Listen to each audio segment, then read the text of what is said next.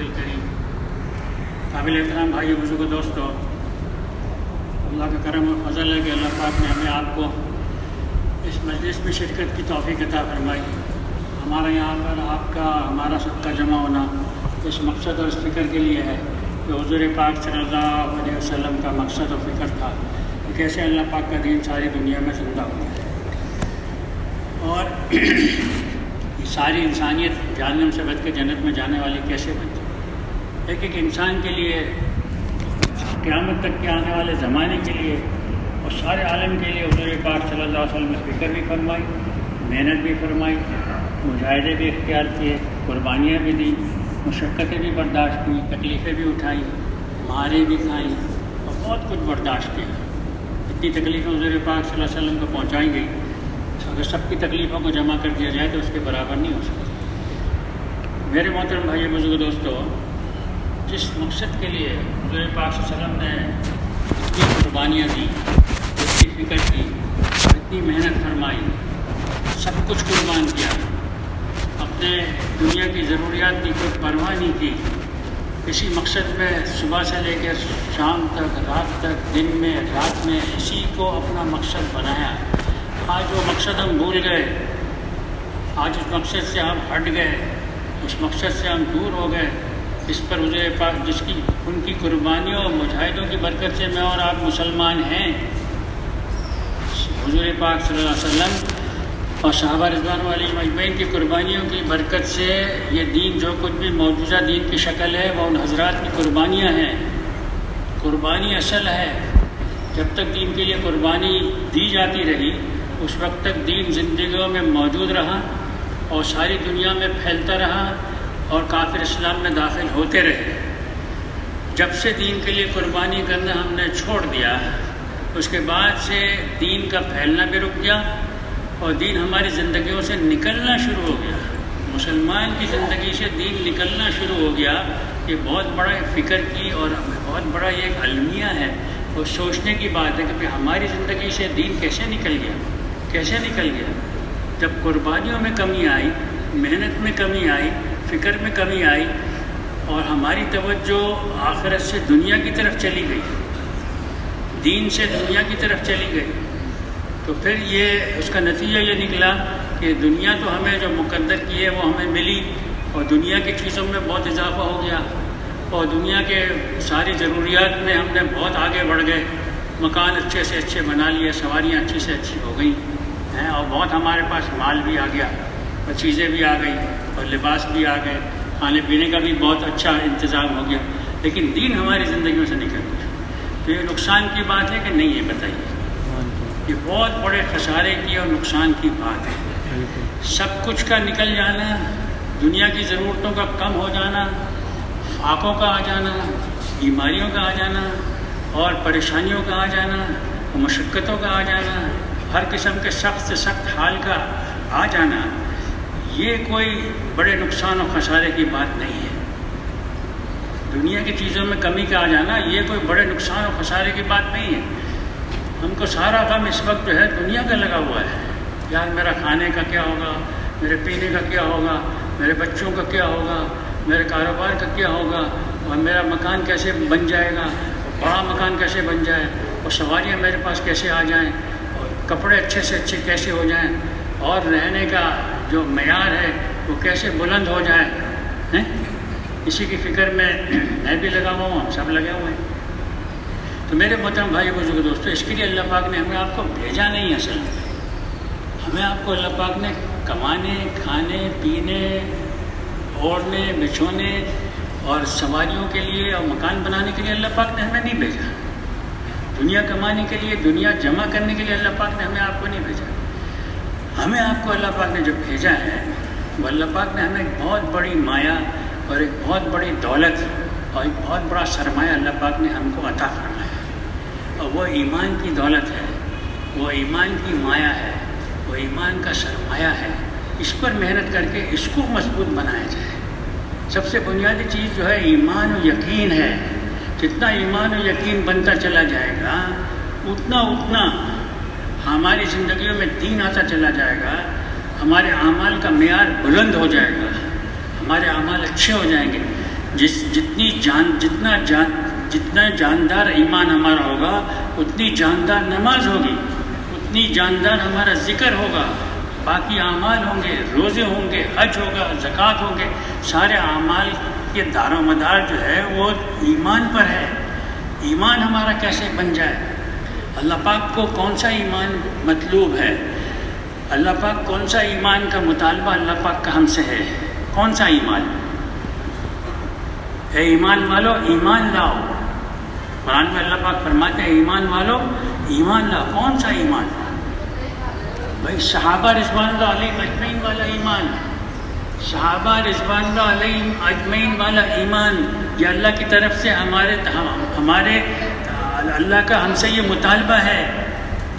اب بتاؤ یہ ایمان ہمارے پاس ہے اس وقت؟ ہمارا ایمان کا کوئی ٹھکانہ ہے؟ میں اپنی بات کر رہا ہوں، آج میں مر گیا، آج میں قبر میں چلا گیا تو میرا کیا بنے گا؟ کیا یہ ایمان مجھے قبر کے عذاب سے بچا سکتا ہے؟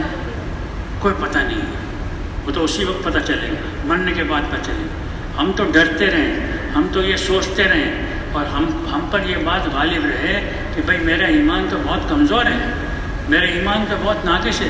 جو ایمان ہمیں نماز میں توجہ دھیان کے ساتھ نماز پڑھنے کی توفیق نہیں مل رہی، جو ایمان کی وجہ سے ایمان اتنا کمزور ہے جس کی وجہ سے ہم اچھی طرح نماز نہیں پڑھ پا رہے، اچھی طرح قرآن نہیں پڑھ پا رہے، اچھی طرح جو ہے ہم ذکر نہیں کر پا رہے، تو پھر جو ہے یہ ایمان ہمیں قبر میں عذاب سے اور آخرت کی گھاٹیوں میں جو ہے مصیبتوں سے عذابات سے ہمیں کیسے بچائے گا؟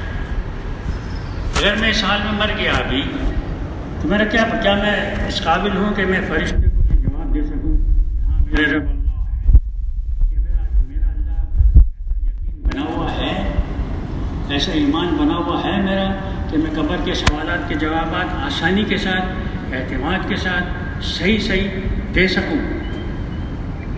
اس کے لیے میرے محترم بھائی بزرگوں، ایمان جو ہے نا امید اور خوف کے درمیان میں، امید بھی ہو اللہ کی ذات عالی سے کہ انشاءاللہ ہمارا ایمان، جیسے حضرت عمر رضی اللہ عنہ نے فرمایا کہ اگر مجھے یہ پتہ چل جائے کہ صرف ایک آدمی جو ہے وہ جہنم میں جائے گا تو مجھے اس بات کا خطرہ ہے اور ڈر ہے کہ وہ شاید میں ہی ہوں، شاید میں ہی ہوں۔ اتنا زیادہ ڈر، اتنا زیادہ خوف، پتہ نہیں میرا ایمان اللہ کے قابل قبول ہے کہ نہیں ہے، میرے ایمان کا وہ درجہ میں نے حاصل کر لیا ہے کہ نہیں کر لیا ہے جو مجھے جہنم سے بچا لے اور جنت میں داخل کرا دے۔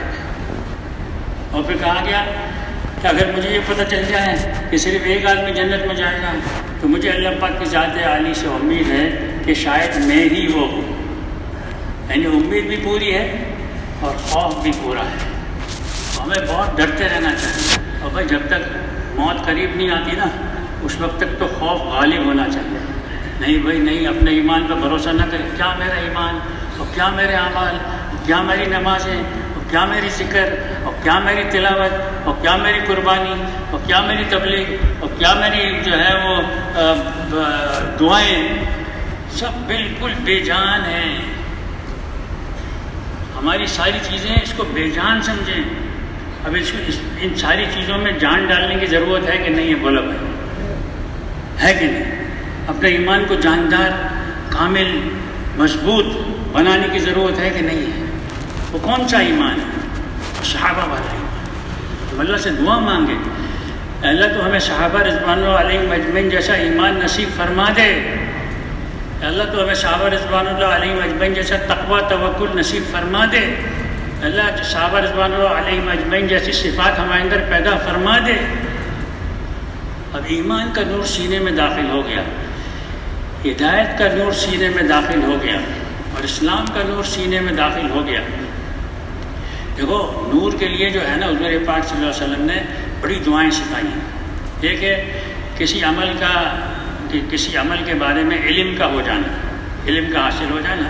ہمیں پتہ چل کہ ہم نے علم حاصل کر لیا، پھر نماز ایسے پڑھنی ہے، تو صرف علم حاصل کر لینا کافی ہے؟ نماز بھی پڑھنی پڑے گی، پڑھنی پڑے گی۔ تو علم کے ساتھ عمل ہے۔ اب عمل صرف ایسے ہی کرنا ہے یا اچھی طرح کرنا ہے؟ تو اس کو کہتے ہیں کہ نماز کا نور، دعوت کا نور، ذکر کا نور، ہر چیز ہماری نورانی ہو جائے، اس کے لیے حضور پاک صلی اللہ علیہ وسلم نے دعا بتلائی۔ اور میں صبح صبح اس دعا کو پڑھا کرو، اللہم اجعل فی قلبی نورا وفی بصری نورا وفی سمعی نورا وعن یمینی نورا وعن شمالی نورا واجعل لی نورا وفی عصبی نورا وفی لحمی نورا وفی دمی نورا فی بشری نورا وفی لسانی نورا واجعل فی نفسی نورا واجعل لی نورا وعازب لی نورا واجعل من خلف نورا ومن امامی نورا واجعل من فوق نورا ومن امامی نورا ومن تحتی نورا اللہم آتینی نورا۔ یا اللہ پاک میرے سینے کو نور سے بھر دے، میرے کان کو، میری آنکھوں کو، میری زبان کو، میرے بالوں کو، میری کھال کو، میرے گوشت کو، میرے خون کو، سب میں نور داخل فرما دے۔ اب یہ دعائیں ہم ہر وقت ہم میں سے ہر آدمی پڑھ سکتا ہے۔ صبح صبح ہم یہ دعا مانگیں تو ہمیں امید ہے نا اللہ پاک ہماری یہ دعا ایک نہ ایک دن قبول فرمائیں گے، ہمارے سارے جسم کو نورانی بنا دیں گے، ہمارے دل کو بھی نورانی بنا دیں گے، ہماری آنکھوں کو بھی نورانی بنا دیں گے، ہمارے کانوں کو بھی نورانی بنا دیں گے، پھر ہمارے دل دماغ کو آگے پیچھے دائیں بائیں اوپر نیچے نور ہی نور ہو جائے، تو پھر ہمارے سارے اعمال نورانی ہو جائیں گے۔ اعمال کو نورانی بنانا، نورانی اعمال بنانے کے لیے نورانی ایمان ضروری ہے۔ اور نورانی ایمان کی کیا علامتیں ہیں، کیا نشانیاں ہیں؟ فرمایا 3 نشانیاں۔ ایمان کا نور سینے میں داخل ہو گیا۔ دیکھو بھائی ہم یہاں پر مذاکرہ کر رہے ہیں ایمان کا، یقین کا، ایمان اور یقین کی بات چل رہی ہے۔ اب اللہ کرے کہ یہ بات ہماری سمجھ میں آ جاوے اور میری سمجھ میں آ جاوے اور ہم اس کو اپنا کام سمجھیں گے۔ ایمان بنانا بہت ضروری ہے بھائی، ایمان کا سیکھنا بہت ضروری ہے۔ ایمان کے بغیر کوئی عمل اللہ کے یہاں قبول نہیں ہوگا اور کوئی عمل میں جان نہیں پڑے گی۔ ایمان جتنا کمزور ہے اتنا اعمال کمزور ہوں گے، جتنا ایمان مضبوط ہوگا اتنے اعمال مضبوط ہوں گے۔ تو ایمان کا مضبوط کرنا ضروری ہے کہ نہیں ہے؟ بہت ضروری ہے، انتہائی ضروری ہے۔ کھانے پینے سے ضروری، پہننے اوڑھنے سے ضروری، کمانے سے ضروری۔ بھائی کمانا چھوڑ سکتا ہے لیکن ایمان کی محنت کو نہیں چھوڑ سکتا۔ پہننا اوڑھنا، مکانات، دکانیں، کارخانے اور پیسوں کی ریل پیل اور عہدے اور ڈگریاں اور سارا ملک اس کو مل جاوے لیکن ایمان نہیں ملا تو کچھ بھی نہیں ملا۔ اللہ پاک نے ہم شکر ادا کریں کہ اللہ پاک نے ہم کو ایمان دیا۔ ایمان دینے کے بعد ہمارے اندر اللہ پاک نے تھوڑی سی فکر پیدا کی کہ بھائی اس ایمان کو سیکھنا چاہیے۔ چاہیے بتائیے آپ لوگ بیان سننے کے لیے آئے ہیں یا ایمان سیکھنے کے لیے؟ ہاں، میں بھی اپنی اصلاح کر لوں، میں بھی اپنی نیت سے کر لوں کہ ہم لوگ ایمان سیکھنے کے لیے یہاں جمع ہوئے۔ چلو بھائی آؤ، بھائی آؤ، اپنے ایمان کو بناؤ۔ چلو بھائی آؤ، بھائی آؤ، ایمان کو سیکھو، ایمان کو مضبوط کرو، ایمان کو کامل کرو۔ اب ایمان کامل کیسے ہوگا؟ ایمان مضبوط کیسے ہوگا؟ یا اللہ یہ کیسے ہوگا؟ ہم اس لیے جمع ہوئے ہیں۔ کرنے والی ذات کون ہے بھائی؟ اللہ کی۔ اللہ ہی ہمارے ایمان کو مضبوط بنائیں گے، اللہ ہی ہمارے ایمان کو کامل بنائیں گے، لیکن اس کے لیے قربانی شرط ہے، اس کے لیے محنت شرط ہے۔ صرف کہنے سے گاڑی نہیں چلے گی، صرف کہنے سے کام نہیں بنے گا، ہمیں اس کے لیے محنت کرنی پڑے گی۔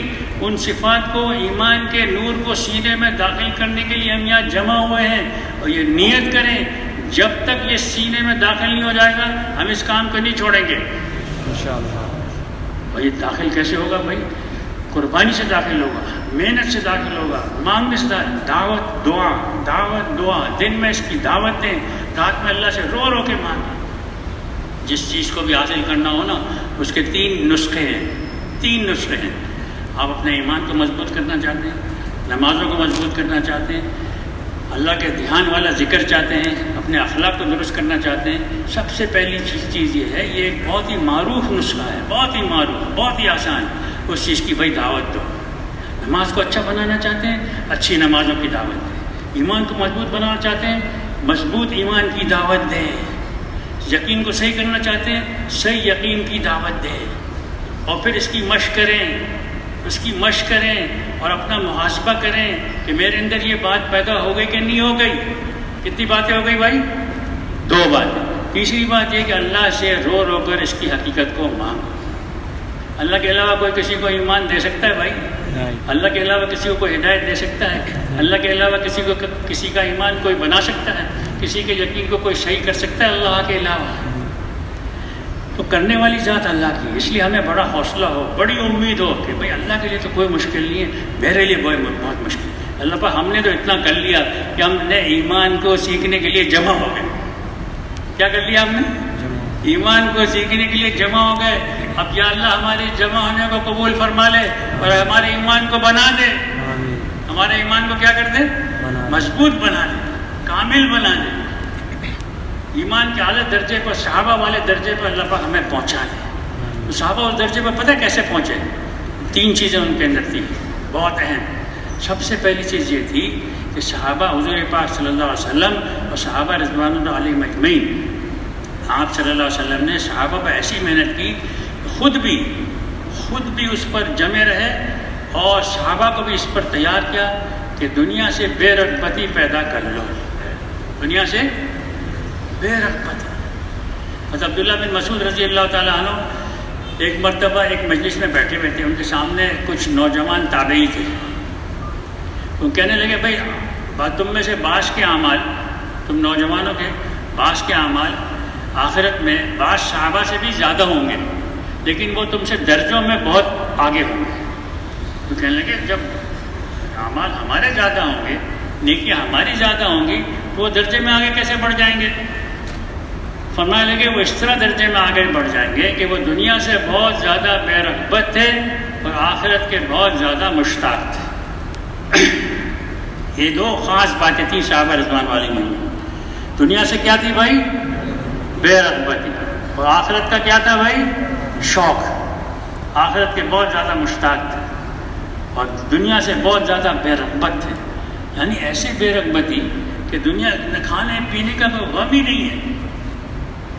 حضور پاک صلی اللہ علیہ وسلم ایک مرتبہ ایک جگہ تشریف لے گئے، عبداللہ بن عمر رضی اللہ تعالیٰ عنہ بھی وہاں بیٹھے ہوئے تھے، اور آپ صلی اللہ علیہ وسلم فرمائے دیکھو بھائی یہ گری پڑی کھجوریں ہیں، اس کو کھا لو۔ میں نے کہا نہیں مجھے تو تقاضا نہیں، میرے پیٹ میں گنجائش نہیں۔ آپ صلی اللہ علیہ وسلم نے فرمایا، آپ صلی اللہ علیہ وسلم نے کہ 4 دن ہو گئے میرے پیٹ میں کچھ بھی داخل نہیں۔ میرے محترم بھائی بزرگ، تو ایسا ان کے اندر جو ہے وہ دنیا سے بے رغبتی تھی کہ کھانے پینے کا کوئی غم نہیں، پہننے اوڑھنے کا کوئی غم نہیں، کمانے کی کوئی فکر نہیں، ہر وقت اس کی فکر میں لگے ہوئے ہیں کہ بھئی دنیا سے ہمارا رخ آخرت کی طرف کیسے ہو جائے، دنیا سے ہمارا رخ پھر جائے۔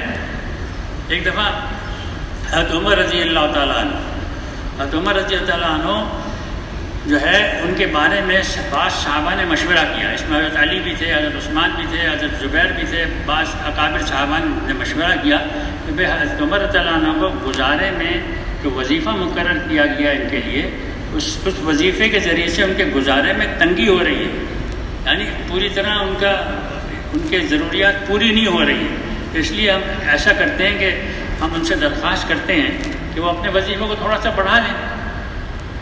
بھائی کسی کو اگر یہ کوئی کہے کہ تمہاری تنخواہ بڑھ گئی تو خوش ہوگا ناراض ہوگا؟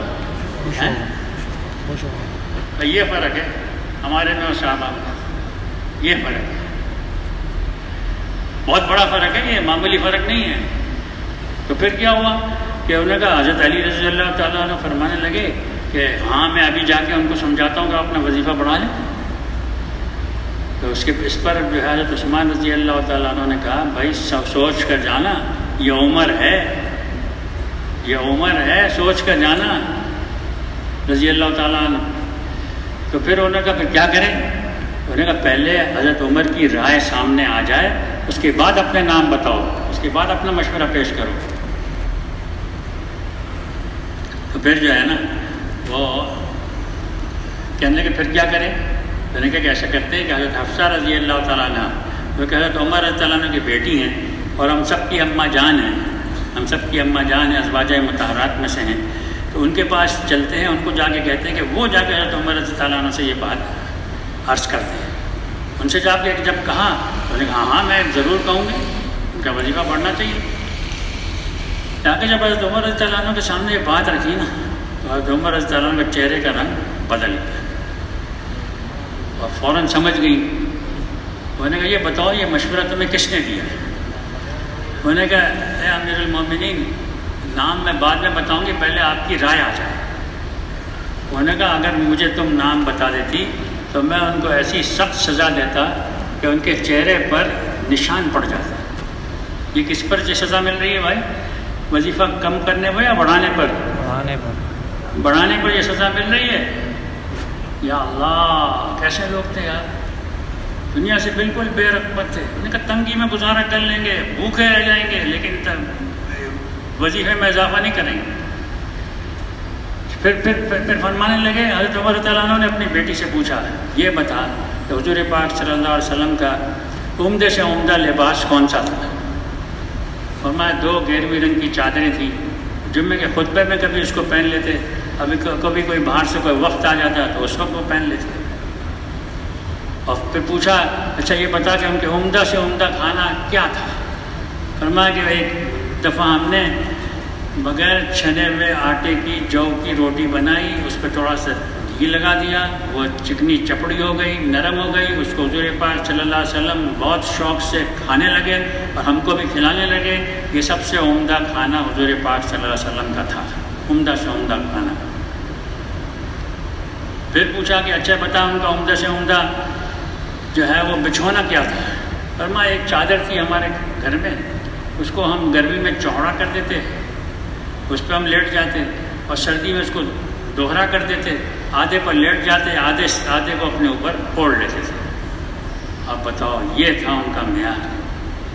اور ہماری ساری صلاحیتیں، ساری طاقتیں، ساری قوتیں کس پہ لگ رہی ہیں؟ کھانے پر، پینے پر، سونے پر۔ ہم اپنی ساری صلاحیتوں کو اس پہ لگا دیں۔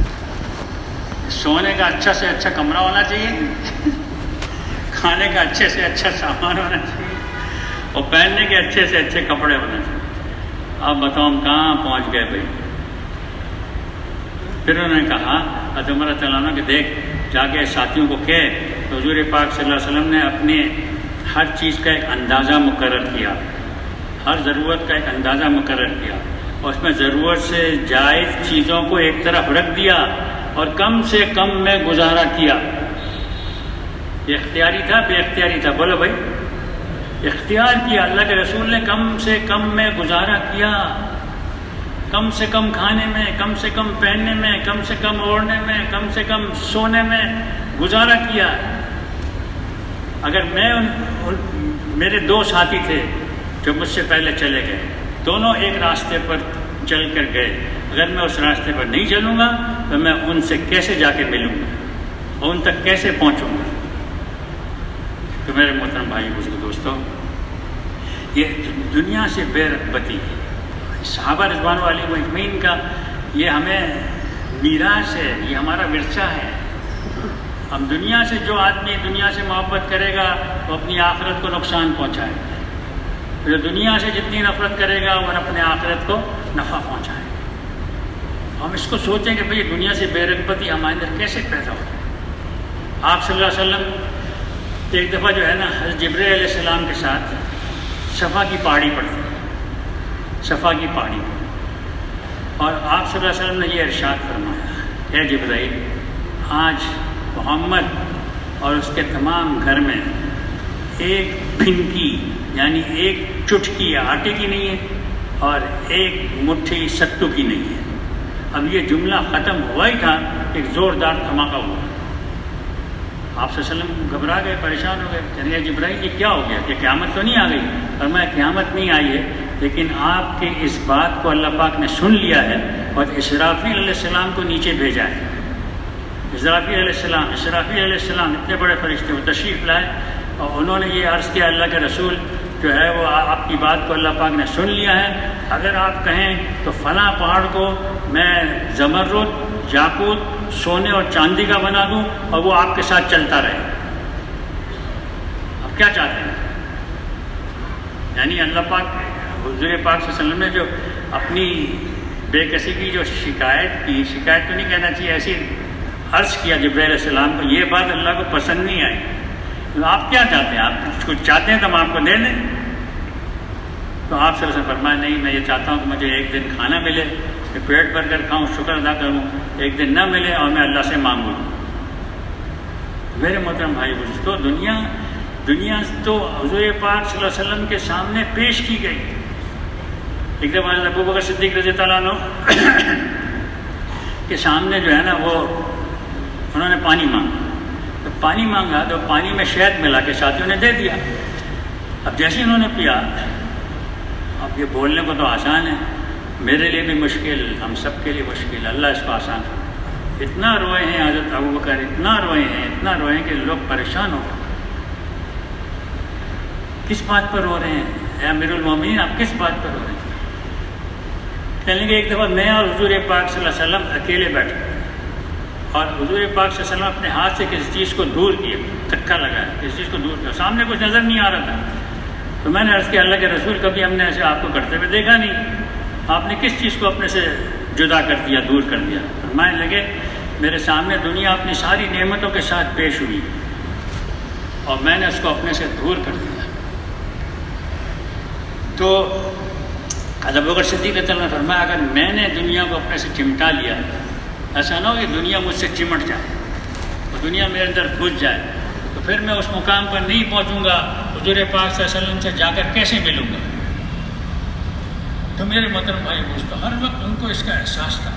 ہم لوگوں کا تو احساس ختم ہو چکا ہے، کھانے میں کوئی فکر نہیں ہوتی کیا کھا رہے ہیں کیا نہیں کھا رہے ہیں، پینے میں کوئی فکر نہیں ہوتی، بس کھاؤ پیو مزے کریں۔ بڑا مزیدار کھانا تھا بھائی، ٹھیک ہے بھائی، ہوتا ہے، مزیدار بھی ہوتا ہے، لیکن یہ ہمارا مقصد نہیں ہے۔ دنیا سے بے رغبتی اللہ کرے ہمارے اندر پیدا ہو جائے، یہ سب سے پہلا قدم ہے، سب سے پہلی شرط ہے ایمان کو سیکھنے، ایمان کو بنانے کے لیے، ایمان کے نور کو سینے میں داخل کرنے کے لیے سب سے پہلی شرط ہے۔ اس کی کوشش فرمائیں گے انشاءاللہ۔ دوسری بات یہ ہے کہ آخرت کی فکر کا پیدا ہونا ہے۔ اس چیز کی فکر بھائی، دنیا کی فکر نہیں، آخرت کی فکر، آخرت کا غم۔ وہاں سید احمد خان صاحب رحمۃ اللہ علیہ فرمایا کرتے تھے جس کے اندر 3 غم پیدا ہو جائیں، غم کو اللہ سے مانگنا چاہیے یا نہیں مانگنا چاہیے؟ پناہ مانگنی چاہیے غم سے، بولو بھائی۔ دنیا کے غموں سے پناہ مانگو، لیکن آخرت کے غم کو اللہ سے مانگو، آخرت کے غم کو اللہ سے مانگو۔ یہ غم مطلوب ہے، یہ غم اللہ کو پسند ہے۔ اس کے اندر 3 غم پیدا ہو جائے، اللہ پاک اس کو اس سجا کو دعوت بنا دے، یعنی اس کی ہر دعا کو قبول کرنا۔ اتنی بڑی بات۔ سب سے پہلی بات ہے اپنی آخرت کا غم، میرا مرنے کے بعد کیا بنے، پلسرات پہ سے کیا بنے۔ حضرت عبداللہ بن رواحہ رضی اللہ عنہ رو رہے ہیں اور ان کی بیوی بھی دیکھ کر رونی شروع کر دیا اس نے بھی۔ تو کہیں پوچھا تو کیوں رو رہی ہے؟ انہوں نے کہا میں اس لیے رو رہی ہوں کہ آپ رو رہے ہو۔ میں تو اس لیے رو رہا ہوں کہ پلسرات پر سے گزرنا ہوگا، پتہ نہیں میں گزر سکوں گا یا کٹ کر نیچے گر جاؤں۔ عبداللہ بن رواحہ کون ہے؟ موتا کے شہید ہیں، جنگ موتا کے، ان کو امیر بنایا گیا، معمولی آدمی نہیں ہے۔ اور کیا فرمانے، پتہ نہیں میں پلسرات پر سے گزر سکوں گا یا کٹ کر نیچے گر جاؤں۔ کئی صحابہ سے یہ بات سننے کو ملتی ہے کہ ان کو اپنے نفاق کا ہونے کا ڈر تھا کہ کہیں ہم منافق تو نہیں ہو گئے، نفاق تو نہیں پیدا ہو گیا ہمارے۔ اتنے کامل الایمان ہونے کے باوجود، اتنی تیاریوں کے باوجود اور اتنے ساری قربانیوں کے باوجود ایسی ان کے اندر آخرت کی فکر تھی، آخرت کے گھاٹیوں کی فکر تھی، پتہ نہیں کیا ہوگا، پتہ نہیں کیا ہوگا۔ تو میرے محترم بھائی بزرگ دوستو، آخرت کی فکر اللہ کرے ہم پر غالب آ جائے، دنیا سے ہمارا رخ آخرت کی طرف پھر۔ یہ ساری تبلیغ کی جو محنت ہے نا، یہ 3 چیزوں کی محنت، 3 چیزوں کی محنت۔ مخلوق سے خالق، ہمارا رخ پھر جائے، مخلوق سے کچھ نہیں ہوتا، کسی سے کچھ نہیں ہوتا، کسی کے ہاتھ میں کچھ نہیں ہے، سب کچھ کس کے ہاتھ میں بھائی؟ اللہ کے ہاتھ میں۔ بھائی صاحب رحمۃ اللہ علیہ فرمایا کرتے تھے اللہ کو بولو، اللہ سے ہونے کو بولو اور مخلوق سے نہ ہونے کو بولو۔ کیا عجیب بات ہے، اللہ سے ہوتا ہے، اللہ کے غیر سے نہیں ہوتا۔ اب یہ جملے سننے کو نہیں مل رہے، اس لیے کہ حاجی صاحب تو ایک ایک بیان میں سینکڑوں مرتبہ یہ کہتے تھے اللہ سے ہوتا ہے، اللہ کے غیر سے نہیں ہوتا۔ اللہ کو بولو، کون اللہ؟ وہ اللہ جس نے سارے 7 زمین 7 آسمانوں کو اپنی قدرت سے، بغیر شرکت غیر کے، بغیر کسی مال مٹیریل کے، بغیر کسی اسباب کے، بغیر کسی کی مدد اور نصرت کے اور بغیر محنت کیے بغیر تھکے ہوئے، بغیر محنت کی اللہ نے بنایا. اللہ اکبر. ایسی بڑی ذات ہے اللہ پاک کی. بغیر محنت کے، بغیر تھکے ہوئے کیسے بنایا بھائی؟ کوئی مٹیریل نہیں لگایا، کوئی مال نہیں لگایا، کوئی چیزیں استعمال نہیں کی، اور پھر محنت بھی نہیں کی.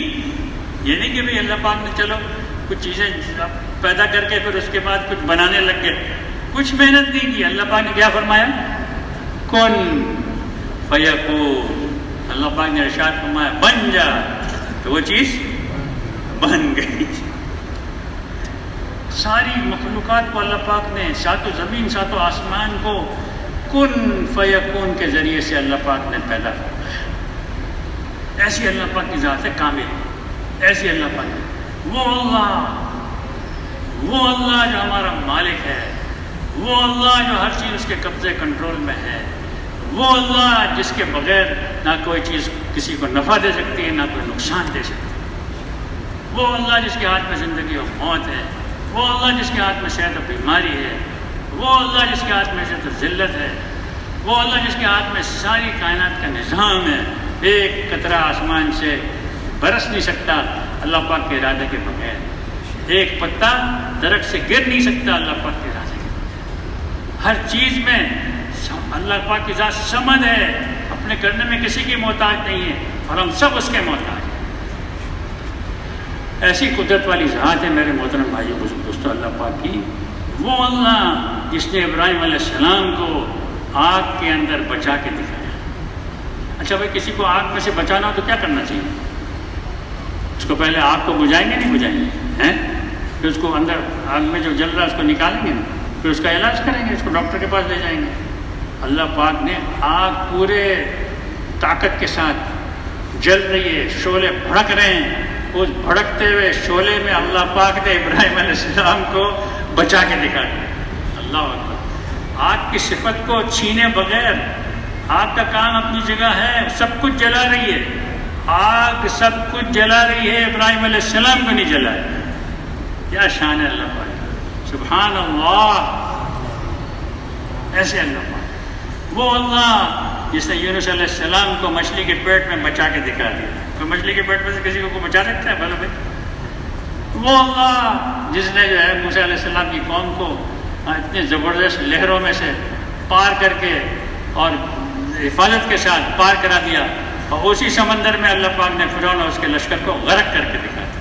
وہ سب کچھ کے بغیر سب کچھ کرنے والا. ہم کہاں ادھر ادھر جھانک رہے ہیں اور دیکھ رہے ہیں اور لوگوں کے پیچھے بھاگ رہے ہیں. ارے اپنے اللہ، دوڑو اللہ کی طرف. ففروا الی اللہ. دوڑو اللہ کی طرف. کیا اللہ ہمارے لیے الیس اللہ بکافٍ عبدا؟ کیا اللہ ہمارے بندے کے لیے کافی نہیں ہے؟ جو اللہ پر بھروسہ کر لیتا ہے اللہ اس کے لیے کافی ہو جاتا ہے. میرا اللہ میرے لیے کافی ہے. میرا اللہ میرے لیے کافی ہے. جو مانگنا ہو اللہ سے مانگو. ایک دفعہ عبداللہ بن عباس رضی اللہ عنہ حضور پاک صلی اللہ علیہ وسلم کے ساتھ سفر کر رہے ہیں، پیچھے بیٹھے ہیں. آپ صلی اللہ علیہ وسلم نے ارشاد فرمایا اگر میں تمہیں چند باتیں بتاتا ہوں جس کے ذریعے سے اللہ پاک تمہیں بہت نفع دیں گے، تو انہوں نے یہ عرض کیا اللہ کے رسول ضرور بتائیں، ضرور بتائیں. آپ اس میں ارشاد فرمایا تو اللہ کی حفاظت کر، اللہ تیری حفاظت کرے گا. یعنی تو اللہ کے حقوق کو ادا کر تو اللہ تیری حفاظت کرے گا. فرمایا تو اللہ کے حقوق کو ادا کر، اللہ کی حفاظت کر تو اللہ کو تو ہر وقت اپنے سامنے پائے گا. اللہ اکبر.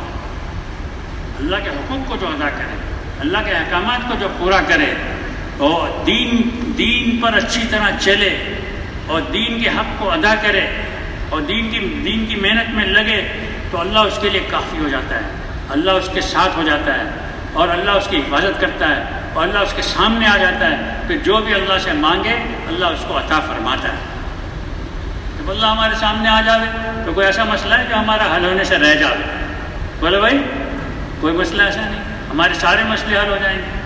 کوئی ایسا مسئلہ دنیا میں ہے ہی نہیں جس کو اللہ پاک حل نہ کر سکیں، جس کو اللہ پاک حل نہ کر سکیں. ہمارے مانگنے میں کمی ہے، ہمارے رونے میں کمی ہے، ہمارے اعمال میں کمی ہے، ہماری نمازوں میں کمی ہے، ہمارے ایمان و یقین میں کمی ہے، اس وجہ سے سامنے سے وہ مسئلہ حل نہیں ہو رہا۔ میرے محترم بھائی دوستو، پھر بھی جو دنیا کے مسائل ہیں نا، وہ تو کوئی مسائل ہی نہیں، یہ تو انبیاء علیہ السلام کے ساتھ بھی یہ مسئلے رہے اور صحابہ کے ساتھ بھی یہ مسائل رہے۔ دنیا کی جو ہے نا شیب و فراز، نشیب و فراز دنیا کا جو ہے نا، یہ تو ہر ایک کے ساتھ رہا ہے، کبھی اتار ہے کبھی چڑھاؤ ہے، کبھی اتار ہے کبھی چڑھاؤ۔ نشیب فراز تو دنیا کے سب کے ساتھ رہا ہے، اس پر ہمیں متاثر نہیں ہوا۔ دنیا تو ہمارا مطلوب ہے ہی نہیں، دنیا تو ہمارا مقصود ہے ہی نہیں۔ صحابہ رضوان علیہم اجمعین فرمایا کرتے تھے کہ ہمیں موت محبوب ہے اللہ سے ملاقات کی خاطر۔ اللہ اکبر، ہمیں پسند ہے موت سے محبت ہے ہم لوگوں کو؟ بولو بھائی، اس لیے کہ ہم لوگوں کو اللہ سے ملنے کا شوق نہیں ہے، اللہ سے ملنے کا شوق نہیں ہے۔ حالانکہ میں آپ سے ملنا چاہتا ہوں، میں ابھی تیار ہوں آپ کے پاس آنے کے لیے، اگر آپ مجھے بلا لیں تو میں خوش ہو جاؤں۔ ہے کوئی ہمارے میں ایسا کہنے کے لیے اللہ میں آپ سے ملنے کے لیے تیار ہوں، میں آپ کے پاس آنے کے لیے ابھی تیار ہوں، ابھی جانے کے لیے تیار ہوں، آپ مجھے بلا لیجئے۔ ہم کہیں گے یار اس کے لیے تو پھر مرنا پڑے گا، اس کے لیے تو سب کو چھوڑنا پڑے گا، پھر میرے بیوی بچوں کو کیا ہوگا، فلاں کیا ہوگا۔ بھائی ایک نہ ایک دن تو چھوڑ کے جانا ہے کہ نہیں جانا؟ بولے بھائی ضرور چھوڑ کے جانا ہے۔ عقل مند آدمی وہ ہے جو مرنے سے پہلے مرنے کی تیاری کر لے۔ میرے محترم بھائی اس نے فرمایا کہ موت مجھے محبوب ہے، کس کی خاطر بھائی؟ اللہ سے ملاقات کی خاطر۔ اور فرمایا بیماری محبوب ہے گناہوں سے معافی کی خاطر۔ مانگنا نہیں چاہیے موت کو، لیکن آ جائے تو خوش ہونا چاہیے، جیسے صحابہ خوش ہوتے تھے، بہت خوش ہو جاتے تھے۔ اور بلال رضی اللہ عنہ جب موت قریب آئی تو ان کی بیوی تو رو رہی ہے اور وہ خود جو ہے کہہ رہے ہیں تو کیوں رو رہی ہے؟ آج تو خوشی کا دن ہے، کل حضور پاک صلی اللہ علیہ وسلم سے جا کے ملیں گے اور دوستوں سے جا کے ملیں گے۔ اللہ اکبر۔ تو ہمارے دوست صحابہ کو اپنا دوست بناؤ گے، انبیاء علیہ السلام کو حضور پاک صلی اللہ علیہ وسلم سے کوئی دوستی کرو گے تو ہمیں ملنے کا شوق بھی ہوگا نہیں ہوگا؟ اللہ کی محبت ہوگی تو اللہ سے ملاقات کا شوق ہوگا۔ اللہ پاک ہمیں اپنی ملاقات کا شوق ہمارے اندر پیدا فرمائے اور اس شوق میں روز بروز ترقی نصیب فرمائے، اضافہ نصیب فرمائے۔ تو فرمایا کہ بیماری محبوب ہے گناہوں سے معافی کی خاطر، اور فقر و فاقہ محبوب ہے تواضع کی خاطر۔ ان کو یہ تین چیزیں بہت محبوب تھی، بہت سارے صحابہ سے یہ باتیں ملتی ہیں۔ موت محبوب تھی، بیماری محبوب تھی، فاقہ محبوب تھی، فقر و فاقہ محبوب۔ مانگتے نہیں تھے لیکن آ جائے تو کچھ ہوتا ہے، کہتے اس میں فائدہ بہت ہے، اس میں فائدہ بہت ہے، مزے آئیں گے، اللہ سے ملاقات ہو جائے گی مرنے کے بعد، بڑے مزے کی بات ہے، بڑی خوشی کی بات ہے۔ گناہ معاف ہو جائے گے، یہ بھی بہت خوشی کی بات ہے، بہت نفع کی بات ہے۔ اور تواضع آ جائے گا، تواضع کیونکہ اللہ کو بہت پسند ہے۔ اللہ تک پہنچنے کے لیے اللہ پاک نے تواضع اور عاجزی کو سبب بنایا ہے۔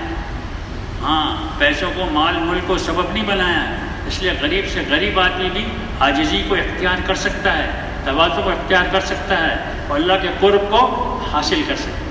مقصد کیا ہے؟ اللہ کا قرب حاصل ہوتا ہے۔ تو میرے محترم بھائی بزرگ دوستو، مولانا فرمایا کرتے تھے ایک تو اپنی آخرت کا غم پیدا ہو، اور دوسری چیز یہ فرماتے تھے کہ دین کے مٹنے کا غم پیدا ہو جائے۔ دین کے مٹنے کا غم، اے اللہ میری آنکھوں کے سامنے میں دیکھ رہا ہوں اللہ کی کتنی نافرمانیاں ہو رہی ہیں، کتنے گناہ ہو رہے ہیں، کتنے لوگ اللہ پاک کو ناراض کر رہے ہیں، اور مجھ پر اس کا کوئی فکر غم نہیں ہے، مجھے اس کا کوئی فکر غم نہیں ہے۔ یہ بڑے فکر کی بات ہے، یہ بہت بڑا المیہ ہے۔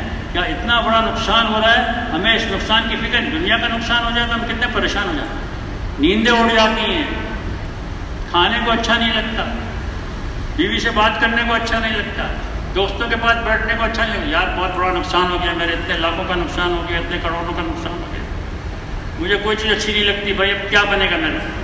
بس پریشان ہو جاتا ہے، بیماریوں میں گر جاتا ہے، بیمار ہو جاتا ہے، اور بالکل اس کا کسی چیز میں جی نہیں لگتا ہے۔ اللہ کرے دین کے معاملے میں ہماری یہ کیفیت بن جائے، کسی کام میں ہمارا جی نہ لگے۔ دین جب تک زندہ نہیں ہوگا میں اس وقت تک چین سے نہیں بیٹھوں گا جب تک سارا دین ساری دنیا میں زندہ نہ ہو جائے۔ عجیب بات، اس لیے ہم لوگ یہاں پر جمع ہوئے ہیں، ہمارے اندر حضور پاک صلی اللہ علیہ وسلم والا غم اور فکر پیدا ہو جائے، درد پیدا ہو جائے۔ دین میں کمی کو ہم برداشت نہ کر سکے. دنیا میں کمی آ جائے تو اس کو کیا کرو بھائی؟ برداشت کرو. بولو بھائی برداشت کرو. دین میں کمی آ جائے تو نہیں کریں گے ہم برداشت. جان دے دیں گے لیکن دین میں کمی کو برداشت نہیں کریں گے. ابو بکر صدیق رضی اللہ عنہ کیا فرماتے تھے کہ دین میں کمی آ جائے اور ابو بکر زندہ رہے، یہ دو چیزیں جمع نہیں ہو سکتی. یہ نہیں ہو سکتا کہ ابو بکر زندہ رہے اور دین میں کمی آ جائے. آج ہم زندہ ہیں، آج ہم اللہ کی نافرمانیوں کو دیکھ رہے ہیں اور پھر بھی ہم اس پر گزارا کر رہے ہیں اور اس کو برداشت کر رہے ہیں اور اس پر کچھ محنت نہیں کر رہے، رو نہیں رہے. کم سے کم رونا تو شروع کر دو بھائی. ہم کسی کو ہاتھ سے روک نہیں سکتے اور کسی کو زبان سے روک نہیں سکتے، تو کم از کم دل سے تو اس کو برا مانیں، دل سے تو اس کو برا سمجھیں. اور سب سے کمزور درجہ ایمان کا یہ ہے، ایمان کا سب سے کمزور درجہ یہ ہے کہ کم از کم دل سے اس کو برا سمجھیں. تو بھائی یہ بڑے فکر کی بات ہے. ہم پر جو ہے نا وہ اس کا اثر ہی نہیں ہو رہا ہے. بے دینی کی آگ لگی ہوئی ہے ہم پر، شک و اثر. ایک مرتبہ ایک آدمی نے خواب دیکھا حضور پاک صلی اللہ علیہ وسلم کی زیارت حج کے موقع پر. تو آپ صلی اللہ علیہ وسلم نے اس کو یہ ارشاد فرمایا کہ میں دیکھ رہا ہوں حج کے بعد یہاں حاجی جو ہے وہ زمزم کا پانی اور کھجوریں لے لے کر جا رہے ہیں، لیکن میرا غم اور درد کو لے جانے والا کوئی نہیں. آج حج کا مقصد ہمارے سامنے نہیں ہے. حج کا کیا مقصد ہے؟ ہم خوشی خوشی جاتے ہیں، بیت اللہ کی زیارت کرتے ہیں، طواف کرتے ہیں، حج کے ارکان ادا کر کے واپس آ جاتے ہیں. میں حاجی ہو گیا بھائی. ابھی اس کو کوئی حاجی نہ کہے تو برا مناتا ہے. ابھی تمہیں پتہ نہیں میں حج کر کے آ گیا ہوں؟ بولو میں حاجی ہوں، میرا نام حاجی کے ساتھ لو. نہیں میرے محترم بھائی دوستو، ہمارا حج کی حقیقت ہم بھول گئے. حج کس لیے تھا؟ کیا مقصد تھا حج کا؟ حضور پاک صلی اللہ علیہ وسلم نے کس مقصد کے ساتھ حج کیا تھا؟ 5-6 گھنٹے اللہ کے رسول صلی اللہ علیہ وسلم کیوں روئے تھے؟ کیوں اتنی لمبی دعا مانگی تھی؟ کیا مانگا تھا؟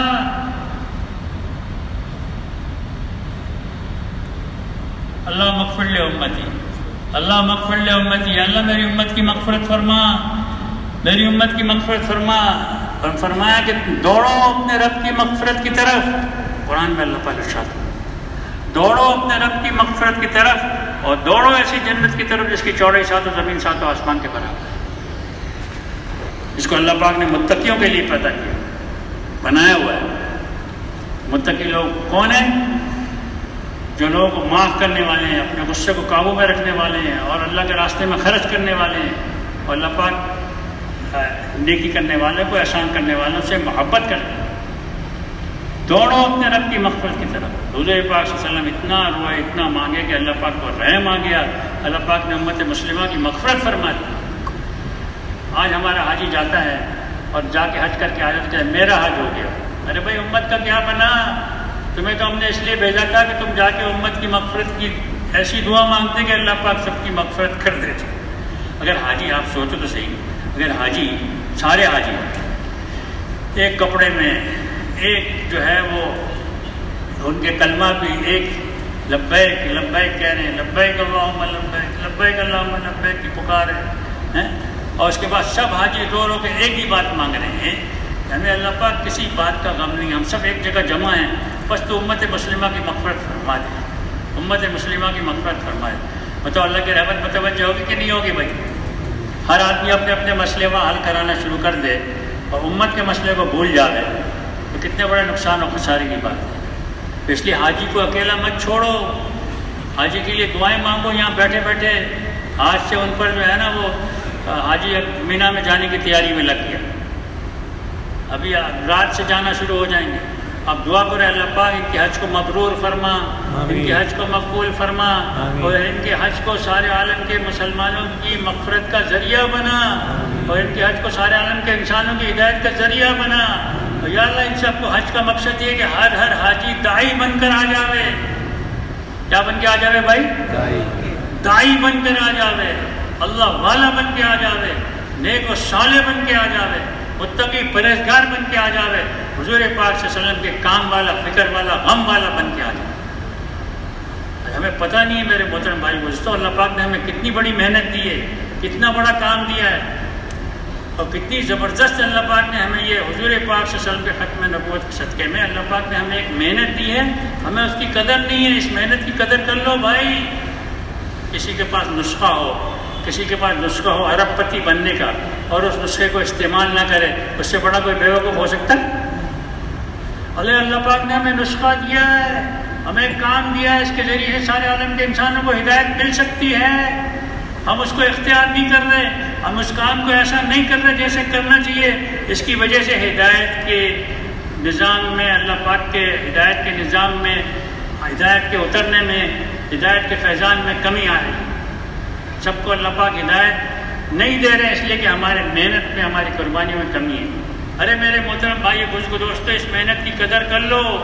یہ وہ کام ہے جس کام کے کرنے کی وجہ سے صحابہ رضوان علیہم اجمعین کی قربانیوں کی وجہ سے دعوت کے ذیل میں جو قربانیاں دی جائیں گی، اس کے ذریعے سے اللہ پاک سارے عالم کے انسانوں کو ہدایت نصیب فرمائے.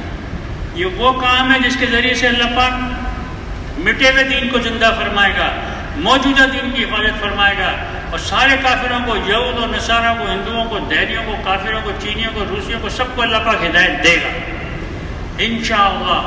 قوموں کی قومیں، فوجوں کی فوجیں، ملکوں کے ملک اور برادریوں کی برادریاں سب کے سب اسلام میں داخل ہو کر رہیں گی.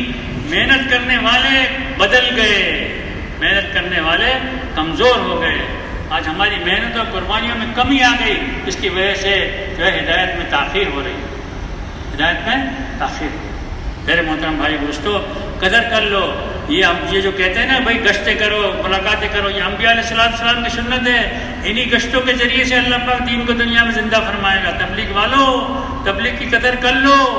تبلیغ والو، تبلیغ کی قدر کر لو. یہ جو ہمارے بڑے کہتے ہیں نا کہ بھائی گشت کرو اور مشورہ کرو اور تعلیم کرو اور سیر روزہ لگاؤ، یہ انہی اعمال سے تو ہدایت ملے گی. ہم کرتے نہیں ہیں. مشورہ کوئی معمولی مشورہ نہیں ہے. مشورے کے لیے بیٹھے ہوئے ہیں اور پھر ہم سارے دین کو سارے عالم میں زندہ کرنے کی فکر کے ساتھ بیٹھے ہوئے ہیں. اس کا اثر سارے عالم پر پڑے گا کہ نہیں پڑے گا؟ بولو بھائی. پڑے گا. ہمارے مشورے جاندار نہیں ہیں، ہماری گشت جاندار نہیں ہے. آج رسمی رواجی تبلیغ ہو رہی ہے بھائی، حقیقت نہیں ہے، وہ غم نہیں ہے، وہ فکر نہیں ہے، وہ جذبہ نہیں ہے. اس لیے ہمارے مشورے کمزور ہیں، ہماری گشتیں کمزور ہیں، ہمارا سیر روزہ کمزور ہے. ایک آدمی ملا مجھے، میں کمی بیان نہیں کرنی چاہیے، اللہ مجھے معاف فرمائے، میں اس سے بھی زیادہ کمزور ہوں. پہلے ہم سیر روزے میں گئے تھے، مزہ نہیں آیا. بھائی کیا مزہ نہیں آیا؟ کھاتے تھے، پیتے تھے، سوتے تھے، بس زیادہ کچھ کام ہی نہیں کیا ہم نے. ارے بھائی سیر روزے سے پورا زبردست طریقے سے آدمی میں تبدیلی آتی ہے. سیر روزے سے آدمی کا رخ صحیح ہوتا ہے، سیر روزہ صحیح لگے، گشتیں جاندار ہوں، 2.5 گھنٹے خوب محنت کریں، دعوت ایسی دو. حضور پاک صلی اللہ علیہ وسلم نے ارشاد فرمایا کہ سلو کما رأیتمونی اصلی، تم نماز ایسی پڑھو جیسے تم مجھے پڑھتا ہوا دیکھ رہے ہو. اس پر یہ بات صادق آتی ہے کہ جو ہے ہر عمل کو ایسا کرو جیسے اللہ کے رسول نے کیا ہے. صحیح کہہ رہا ہوں غلط کروں؟ صحیح کہہ رہا ہوں. دعوت ایسی دو جیسے اللہ کے رسول صلی اللہ علیہ وسلم نے دعوت دی ہے. بھائی ایک موقع پر ایک باپ بیٹے اونٹ پر سوار تھے اور وہ جو ہے نا مکے کی بازار سے گزر رہے تھے. بیٹے نے دیکھا کہ بازار کے درمیان میں ایک آدمی کھڑا ہوا ہے، لوگوں کو سمجھا رہا ہے اور لوگ الٹا اس کے ساتھ برا سلوک کر رہے ہیں. کوئی تھوک رہا ہے، کوئی گالی دے رہا ہے، کوئی دھکے دے رہا ہے، کوئی کیا کر رہا ہے، کوئی توجہ نہیں دے رہے اس پر. وہ دیکھتا رہا اور اونٹ تو آگے چلا گیا، ان کو آگے جانا تھا. جب دوپہر کے قریب وہ لوگ واپس آئے ہیں تو بیٹا تو حیران ہو گیا دیکھ کے کہ وہ آدمی اسی طرح کھڑا ہوا لوگوں کو سمجھا رہا ہے صبح سے لے کے دوپہر تک. میرے محترم بھائی اس کو کہتے ہیں حضور پاک صلی اللہ علیہ وسلم والی دعوت، حضور پاک صلی اللہ علیہ وسلم والا غم، حضور پاک صلی اللہ علیہ وسلم والی فکر اور صحابہ والا غم، صحابہ والی فکر. صبح سے لے کے دوپہر تک لگے ہوئے بے چین ہو گیا، پریشان ہو گیا اور کہنے لگا اپنے ابا سے، ابا یہ کون ہے یہ آدمی؟ یہ محمد ہے صلی اللہ علیہ وسلم. یہ اپنے لوگوں کو دعوت دے رہے ہیں، ان کی بات ماننے کو کوئی تیار نہیں ہے، ان کی اپنی قوم والے ان کے خلاف ہیں، انہوں نے نبوت کا دعویٰ کیا ہوا ہے. میرے محترم بھائیوں دوستو، دیکھو ایسا غم، ایسی فکر کہ یہ انسانیت کیسے جہنم سے بچ جاوے اور کیسی جنت میں جانے والی بن جاوے. اس طرح ہمیں دعوت دینی ہوگی، اس طرح ہمیں دعوت دینی ہوگی. ہمارے گشتے جاندار ہوں، ہر ایک کو جا جا کے کہیں اللہ کو پہچانو، اللہ کو مانو، اللہ کی مانو. وہ اللہ جس نے ہمیں پیدا کیا، وہ اللہ جس نے ہمیں ہدایت دی، وہ اللہ جو ہمیں کھلاتا بھی ہے پلاتا بھی ہے، وہ اللہ جو ہمیں موت دے گا، وہ اللہ جو ہمیں دوبارہ زندہ کرے. معمولی بات نہیں ہے. ہمیں مارنے والا کون ہے بھائی؟ ہاں ہے. شکر ہے اللہ کا، شکر ہے اللہ کا. کل کو کوئی آدمی آ جائے ہمارے سامنے اور کہے کہ بھائی میں تمہیں ابھی مارتا ہوں، تو ہم کیا کہیں گے؟ بھائی خدا کے واسطے معاف کر دے یار، نہیں مان. ایمان والا کیا کہے گا؟ تو مجھے نہیں مار سکتا جب تک میرا اللہ نہ چاہے. تو مجھے نہیں مار سکتا جب تک میرا اللہ نہ چاہے. تو کوئی آدمی کسی کو نقصان نہیں پہنچا سکتا جب تک اللہ نہ چاہے. فرمایا تم شربت کی حالت میں، اچھے حالات میں اللہ کو یاد کر لو، مصیبت کے وقت میں وہ تمہارے کام آئے گا، تمہاری مشکل کو دور کرے گا. اور فرمایا جان لو جو مصیبت تم تک پہنچی ہے ہرگز چوکنے والی نہیں تھی، اور جو نہیں پہنچی ہے ہرگز پہنچنے والی نہیں تھی. اور سارے کے سارے مخلوق مل کے تمہیں کچھ نفع دینا چاہے، اللہ پاک نہ چاہیں تو اس کو تمہیں کوئی نفع نہیں دے سکتا. اور سارے کے سارے مخلوق مل کے تمہیں کسی نقصان سے بچانا چاہیں، مصیبت سے بچانا چاہیں، اللہ پاک نہ چاہے تو تمہیں کوئی مصیبت سے بچا نہیں سکتا. اگلی بات سن لو، فرمایا کہ تقدیر کا قلم ہر اس چیز کو لکھ چکا ہے جو قیامت تک ہونے والی ہے. اب کیا رہ گیا؟ ہر تکلیف کے ساتھ راحت ہے. فرمایا جب بھی کچھ مانگنا ہو اللہ ہی سے مانگو، جب بھی کوئی بھروسہ کرنا ہو اللہ ہی پر بھروسہ کرو، اور جب بھی کوئی مدد چاہنی ہو اللہ ہی سے مدد چاہو. اللہ کے علاوہ کسی کو کوئی دینے والا نہیں ہے، اللہ کے علاوہ کسی سے کوئی چھیننے والا نہیں ہے. سب کچھ اللہ کے ہاتھ میں ہے. اللہ کی مان لو، اللہ کے حوالے اپنے آپ کو کر دو، اور اللہ کے محبوب کے سچے امتی بن جاؤ. میرے محترم بھائی، اس نے فرمایا کہ اگر تم اللہ سے محبت کا دعویٰ کرتے ہو تو تم حضور پاک صلی اللہ علیہ وسلم کی اتباع کرو، اور جو حضور پاک صلی اللہ علیہ وسلم کی اتباع کرے گا اللہ پاک اس کو اپنا محبوب بنا لے گا، اس کے گناہوں کو معاف کرے گا. اور اللہ پاک بڑے غفور الرحیم ہے. میرے محترم بھائی دوستو، سنتوں کی قدر کر لو. ایک سنت بہت قیمتی ہے، ایک سنت بہت قیمتی ہے. حضور پاک صلی اللہ علیہ وسلم کیسے اٹھا کرتے تھے اور کیا پڑھتے تھے صبح صبح؟ عجیب بات. ساری چھوٹی سی ایک کتاب ہے اپنے مستون دعا کتاب، اس کو اپنے پاس رکھیں، اس کتاب کو پڑھتے رہیں، اور یہاں تک کہ وہ یاد ہو جائے پھر زبانی پڑھتے رہیں. پڑھیں گے بھائی صبح شام کی دعائیں، کھانے پینے کی دعائیں. میں جو الحمدللہ الذی اطعمنی ھذا الطعام ورزقنی من غیر حول منی ولا قوہ، یہ اگر پڑھتا ہے تو اس کے پیچھے سارے گناہ معاف ہو جاتے. کپڑے پہننے کی دعا اسی طرح ہے، اگر پڑھتا ہے تو سارے گناہ معاف ہو جاتے ہیں. اس میں کیا خاص بات ہے؟ میں نے کھانا نہیں کھایا، مجھے اللہ نے کھلایا. میں نے کپڑے نہیں پہنے، مجھے اللہ نے کپڑے پہنائے. یا اللہ، سب کچھ کس کے ہاتھ میں بھائی؟ اللہ کے ہاتھ میں. اور سارے مسائل کا حل حضور پاک صلی اللہ علیہ وسلم کے طریقوں میں. حضور صلی اللہ علیہ وسلم والی دعوت، اور حضور آج تبلیغ والے، تبلیغ سے جو ہونے والا ہے اس پر ان کا پورا یقین نہیں. یہ یقین ہے کہ پانی پینے سے پیاس بجھے گی، روٹی کھانے سے بھوک مٹے گی، لیکن اتنا ایسا یقین ہمارا تبلیغ پر نہیں ہے جیسے پانی پر اور جیسے روٹی پر. صحیح کہہ رہا ہوں غلط کہہ رہا ہوں؟ ہے نا. ہم لوگ ایسا ہوتا ہے پتہ نہیں یار، چلو گشت کر لیتے ہیں، چلو بھائی آج گشت کر لیتے ہیں. چلو نہیں، یہ گشت کے ذریعے سے ہدایت ملے گی. میرے لیے بھی، میری نسلوں کے لیے اللہ پاک ہدایت کا فیصلہ فرمائیں گے. شہ روزہ ضرور لگانا ہے، چلے ضرور لگانے ہیں، سال میں ملکوں میں ضرور جانا ہے، ساری دنیا میں پھرنا ہے، اس لیے کہ ساری دنیا میں سارا دین زندہ ہو جائے. یہ ہمارا مقصد ہے. ہم کھانے کمانے کے لیے نہیں آئے. دعوت کیسی؟ جیسے حضور پاک صلی اللہ علیہ وسلم دعوت، ایسی دعوت جس سے دلوں میں یقین بدل جائے، سب طرف سے ہماری توجہ ہٹ جائے. ان کا کسی سے کچھ نہیں ہوگا، صرف اللہ سے ہوگا. اور تعلیم ایسی ہو کہ سنت ہماری زندگی کے طریقے بدل جائیں. کسی طریقے میں کامیابی نہیں ہے. شادی، بیاہ، غمی، خوشی، کمانا، پہننا، اوڑھنا، معاشرت، معاملات، ہم ہر ایک میں اس کو دیکھیں گے کہ میرے پیارے نبی صلی اللہ علیہ وسلم کا طریقہ کیا تھا، اس کے مطابق اپنی زندگی گزاریں. پھر ہماری نماز، ہماری نماز ایسی جاندار ہو جیسے حضور پاک صلی اللہ علیہ وسلم کی نماز تھی اور صحابہ رضوان علیہم اجمعین کی نماز تھی۔ میرے محترم بھائی و دوستوں، عبداللہ بن عمر بن عاص رضی اللہ عنہ جب شادی ہوئی ہے، پہلی رات میں اپنی بیوی سے کہا مجھے 2 رکعت پڑھنے کی اجازت دو، اور اس میں صبح ہو گئی، پورا قرآن پڑھ لیا اس نے۔ ہے کوئی مائی کا لال ایسا؟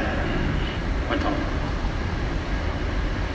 اور اس کے بعد پھر جو ہے دن میں روزے رکھتی ہے۔ تو ایسے راتوں کو جاگنے والے، بھوکے رہنے والے، اپنے نفس کو قابو میں کرنے والے، اور کیا میں نے اپنے نفس کو دنیا سے پھیر لیا ہے۔ کیا کہہ رہے ہیں؟ میں نے اپنے نفس کو دنیا سے پھیر لیا ہے، میں راتوں کو جاگتا ہوں، دن میں بھوکا رہتا ہوں۔ میں اس لیے دعوت دے رہا ہوں کہ اللہ کرے میرے اندر یہ بات آ جائے۔ تو میرے محترم بھائی تو جو ہے وہ نماز ایسی جیسے حضور پاک صلی اللہ علیہ وسلم پڑھی ہے۔ رکوع، سجدہ، فرمایا کہ سب سے بڑا چور وہ ہے جو نماز میں سے چوری کرے۔ کسی نے پوچھا کہ نماز میں سے چوری کیسے کر سکتا ہے؟ فرمایا اس کا رکوع سجدہ اچھی طرح نہ کرے، اس سے برا کوئی چور نہیں۔ آج ہمارا رکوع میں دل نہیں لگ رہا ہے، سجدے میں دل نہیں لگ رہا ہے۔ سجدہ ایسا ہے جیسا کہ اللہ کے قدم پر اپنی پیشانی رکھ دی، اللہ کے قدموں پر اپنی پیشانی رکھ دی۔ سجدہ ایسا سب سے زیادہ قرب اللہ پاک کا سجدے میں حاصل ہوتا ہے۔ لمبے لمبے سجدے کر لو قبل اس کے کہ ہم دنیا سے چلے جائیں۔ لمبے لمبے رکوع کرو، لمبے لمبے سجدے کرو، لمبا لمبا قیام کرو۔ میرے محترم بھائی دوستو، یہ 10 دن جو ہے بہت قیمتی دن ہیں۔ اللہ پاک نے ان راتوں کی قسم کھائی ہے۔ سب سے زیادہ جو اللہ پاک کو نیک عمل پسند ہے وہ ذی الحجہ کے 10 دنوں میں نیکیاں اللہ پاک کو سب سے زیادہ محبوب ہیں۔ اس میں ہم یہ بھی پڑھتے رہے اللہ اکبر اللہ اکبر، لا الہ الا اللہ اللہ اکبر اللہ اکبر وللہ الحمد، یہ بھی ہم پڑھتے رہا کریں، تیسرا کلمہ بھی پڑھتے رہا کریں۔ اور خوب نیکیوں میں ان دنوں میں ایک روزہ رکھے گا، ایک سال کی عبادت کا ثواب، اور 90 تاریخ کو جو روزہ رکھے گا 1 سال کے پچھلے گناہ معاف، 1 سال کے شاید اگلے گناہ بھی معاف ہو جائے۔ ایسی راتوں کا ثواب لیلۃ القدر کے پر۔ میرے محترم بھائی دوستو، بڑے قیمتی اور اللہ پاک کی قربانی، اللہ اکبر، زبردست ایک عمل آنے والا ہے 10 تاریخ کو، زبردست عمل آنے والا ہے۔ اللہ کے فضل و کرم سے جتنی قربانیاں، جانور جتنے قربان کیے جاتے ہیں کراچی میں، ساری دنیا میں کسی شہر میں اتنے جانور نہیں قربان کیے۔ یہ اللہ کا کرم ہے، اللہ کا فضل ہے۔ اندازے سے میں بتا رہا ہوں، تحقیق آپ لوگ کر لیجیے گا، اندازے سے بتا رہا ہوں۔ اگر یہ قربانیاں اللہ کی بارگاہ میں قبول ہو جائیں، کتنی اللہ پاک کی رحمتیں برکتیں نازل ہوں گی، کتنے اللہ پاک خوش ہو جائیں گے۔ فرمایا تمہارا گوشت اور تمہارا خون اللہ کو نہیں پہنچتا، کیا چیز پہنچتی ہے بھائی؟ تقویٰ پہنچتا ہے، تقویٰ پہنچتا ہے، اخلاص پہنچتا ہے، نیت تمہاری پہنچتی ہے۔ کس کے لیے قربانی کرنی ہے بھائی؟ اللہ کے لیے۔ کوئی دکھلاوا نہ ہو، یہ میرا جانور موٹا ہے، میرا جانور خوبصورت ہے، میرا جانور مہنگا ہے، اس دل میں بھی یہ خیال نہیں آ رہا، یا اللہ یہ خوبصورت بھی تیرے لیے، یا اللہ یہ مہنگا بھی تیرے لیے، یا اللہ یہ بڑا بھی تیرے لیے۔ یہ سب کس کے لیے بھائی؟ اللہ کے لیے۔ ایک جانور کیوں، 100 جانور قربان کرتے، سب اللہ کے لیے۔ پھر یہ جب قربانی اللہ کے بارگاہ میں قبول ہو کے پہنچے گی نا تو اللہ اکبر، جتنے بال ہیں نا جانور پہ اتنی تو نیکیاں ملتی ہیں، اور پلسرات پر سے گزارنے میں ہماری مدد کرتا ہے قربانی کا جانور، اور اعمال نامے کے ترازو میں بھی اس کو تولا جائے گا۔ کیا زبردست بات ہے۔ اللہ پاک کو ان دنوں میں، قربانی کے دنوں میں، خون کا بہانا سب سے زیادہ محبوب ہے۔ وہ تو دیکھیے حضرت ابراہیم علیہ السلام کیسی قربانی، کیسی قربانی۔ میں اللہ دعا کی اللہ پاک میں ایسا بیٹا دے جو نیک بھی ہو اور تحمل کرنے والا ہو، برداشت کرنے والا ہو، نیک بھی ہو اور تحمل کرنے والا ہو۔ عجیب بات، مولانا سید احمد خان صاحب رحمۃ اللہ علیہ کی بات یاد آ گئی۔ وہ ان کے پاس جب کوئی جاتا نا اور یہ کہتا کہ حضرت آپ دعا کر دیجئے میرا بچہ حافظ بن جائے، عالم بن جائے، تو وہ دعا فرماتے تھے کہ تمہارا بچہ نیک بن جائے، صالح بن جائے۔ حافظ عالم اپنی جگہ پر ہے، تو منع نہیں ہے، لیکن سب سے اہم چیز کیا ہے؟ نیک۔ حضرت ابراہیم علیہ السلام نے کیا دعا مانگی اللہ پاک سے؟ اللہ نیک، ایسا بیٹا دے جو نیک ہو اور تحمل کرنے والا ہو، برداشت کرنے والا ہو۔ تو پھر اللہ پاک نے ایسا بیٹا دیا میرے محترم بھائی، تو اسماعیل علیہ السلام کی شکل میں آپ صلی اللہ علیہ وسلم آپ علیہ السلام کو حکم ہوا کہ تو اپنے بیوی بچوں کو چھوڑ کے آ جاؤ، وادی غیر ذی زرع میں اور کالے کالے پہاڑوں کے درمیان، کوئی آدم نہیں، آدم ذات نہیں، کوئی مخلوق نہیں، کوئی آبادی نہیں، وہاں پر چھوڑ کے آ گئے، اب پانی نہ کچھ کھانے کا سامان۔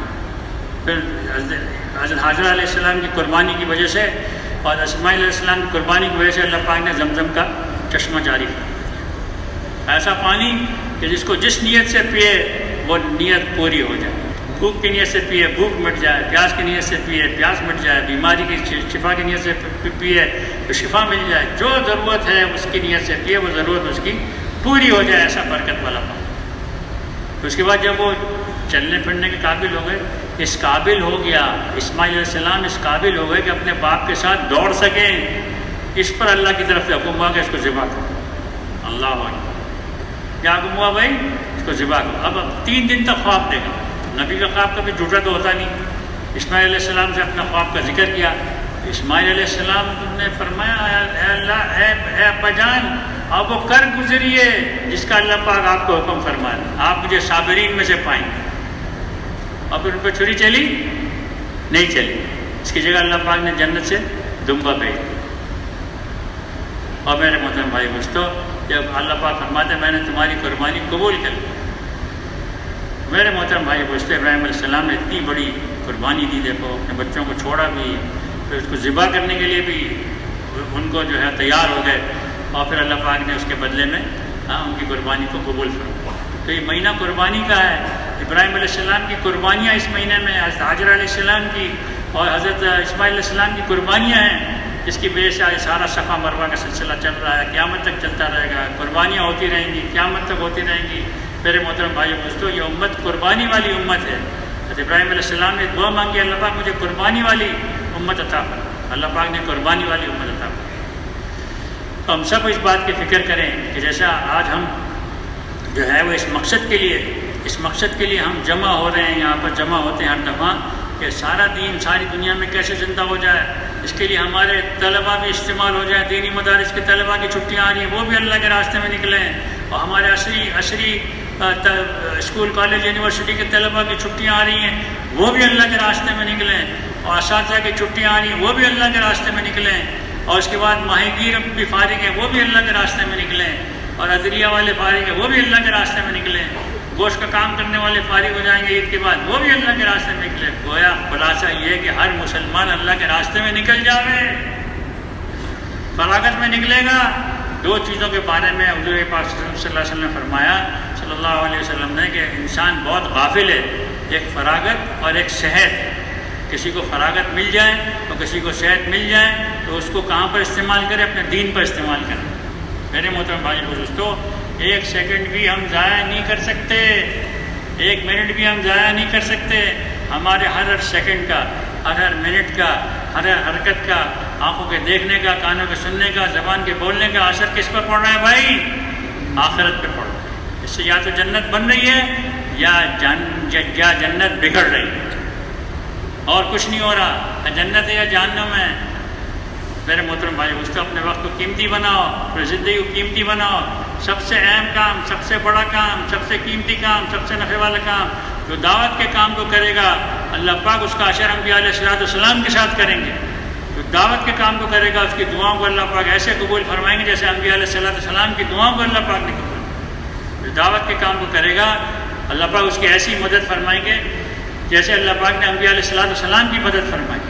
سب سے بڑا فائدہ یہ ہے میرے محترم بھائی دوستو، اس ایمان و یقین کی دعوت دینے سے آدمی کا ایمان بنتا ہے۔ یہ ایمان کی محنت ہے، یقین کو صحیح کرنے کی محنت ہے، اعمال کو جاندار بنانے کی محنت ہے۔ بھائی نمازوں کو جاندار بناؤ، رونا سیکھو، 3 اعمال میں قوت پیدا کرو، اپنے دعوت میں قوت پیدا کرو، خوب دعوت دو، صبح شام دن رات۔ مسلمان دائی بن جاوے، عورتیں بچے سب دائی بن جاوے ہمارے، مجھے اللہ کی طرف بلانے والے۔ اللہ پاک اس قرآن میں تعریف فرماتے ہیں، اس سے اونچی اس سے بڑھیا کس کی بات ہو سکتی ہے جو لوگ اللہ کی طرف بلاتا ہے۔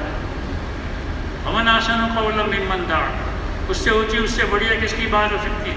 دعوت بہت مضبوط عمل ہے، اللہ کو پسندیدہ عمل ہے، اللہ کا محبوب عمل ہے، اس لیے اللہ پاک نے تمام انبیاء علیہ السلام کو دعوت دے کے بھیجا۔ دعوت کی قوت کو بڑھاؤ، دن میں رات میں ہر وقت ہر جگہ ہر حال میں ہر ایک کو ہر موقع پر ہر وقت دعوت دو. دائی بنیں گے انشاءاللہ، دائی بنیں گے میرے محترم بھائی دوستو. اللہ کے راستے میں نکلنے سے دائی بنیں. دوسری اپنی نمازوں کو جاندار بناؤ. نمازوں پہ سارا دار و مدار، ہمارے سارے اعمال کا دار و مدار کس پر ہے بھائی؟ نماز پر ہے. جس کی نماز اچھی اور پوری نکل آئے اس کے باقی اعمال پہ اچھے. ہماری نمازوں کو ہم جاندار بنا. سوچیں یار میں نے آج مغرب کی نماز کیسے پڑھی، اب عشاء کی کیسے پڑھنی چاہیے، فجر کی کیسے پڑھنی چاہیے. جو پڑھ لی اس پر غور کرو، کتنی اچھی پڑھی کتنی بری پڑھی. ہم کو پتہ ہے کتنی ہم نے اچھی نماز پڑھی کتنی بری پڑھی. نمازوں کو اچھا بناؤ. اپنی نمازوں میں سے کیڑے نکالو، کیا کمی ہے، رکوع صحیح ہے کہ نہیں ہے، سجدہ صحیح ہے کہ صحیح نہیں ہے. اپنے وضو کو دیکھو، وضو بھی کامل ہونا چاہیے. جس کو اچھی طرح وضو کرے اور فرض نماز پڑھے، اس دن کے وہ گناہ جو اس کے چلنے سے ہوئے ہوں، کھانے سے ہوئے، چلنے سے ہوئے ہوں، ہاتھوں سے ہوئے ہوں، کانوں سے ہوئے ہوں اور آنکھوں سے ہوئے ہوں، دل میں پیدا ہوئے ہوں، سب کو اللہ پاک معاف فرما دیتے ہیں وضو کی وجہ سے، اچھی طرح وضو کرنے کی وجہ سے. دو چیزوں میں قوت پیدا کرو، دعوت میں، نماز میں اور دعا میں. خوب اللہ سے رو کے مانگو. اللہ پاک نے ہمیں دعا والا بنا کے بھیجا ہے، دعوت والا بنا کے بھیجا ہے، مانگنے والا بنا کے بھیجا ہے، رونے والا بنا کے بھیجا ہے. جس کو رونا آ گیا اس کو اللہ کے خزانوں سے لینا آ گیا. جو رو نہیں سکتا تو بھائی رونے جیسی شکل ہی بنا لو بھائی. آہستہ آہستہ جب شکل بنے گی تو اللہ پاک ہمیں رونا بھی سکھا دے. یہ سب سیکھنے کے لیے ہم آئے ہیں. ایمان بن جائے، ایمان کو سیکھو. اپنی نفی کرو، نہیں یا اللہ مجھے کچھ نہیں آتا ہے، مجھے پتہ ہے میری کوئی حیثیت نہیں ہے، میرا کوئی چیز صحیح نہیں ہے، کسی چیز کا ٹھکانہ نہیں ہے. اللہ تو سکھا دے، اللہ تو سکھا دے، تو سمجھا دے، تو چلا دے، تو ہم سے کام لے لے. اللہ پاک ہی ہم سے کام لے. ہم بھی مخلوق ہیں، ہماری محنت بھی مخلوق ہے، ہم سے نہیں ہوگا کچھ. لینے والی ذات، کام لینے والی ذات اللہ کی ہے. کہ عائشہ فرمایا کرتے تھے اللہ اپنے آپ کو اللہ سے قبول کرا. اللہ تو مجھ سے کام لے لے، جیسے تو نے صحابہ رضوان والی مجمعین سے کام لیا، جیسے حضور پاک صلی اللہ علیہ وسلم سے کام لیا، اللہ پاک مجھ سے بھی ایسے ہی کام لے لے اور مجھے سارے عالم کے انسانوں کی ہدایت کا ذریعہ بنا دے. ہمارے بچے کو بنا دے، ہماری عورتوں کو بنا دے، ہمارے مردوں کو بنا دے اور ساری دنیا کے مسلمانوں کو اللہ پاک حضور پاک صلی اللہ علیہ وسلم کے کام والا، فکر والا، غم والا بنا دے. اس کے لیے سب تیار ہیں انشاءاللہ.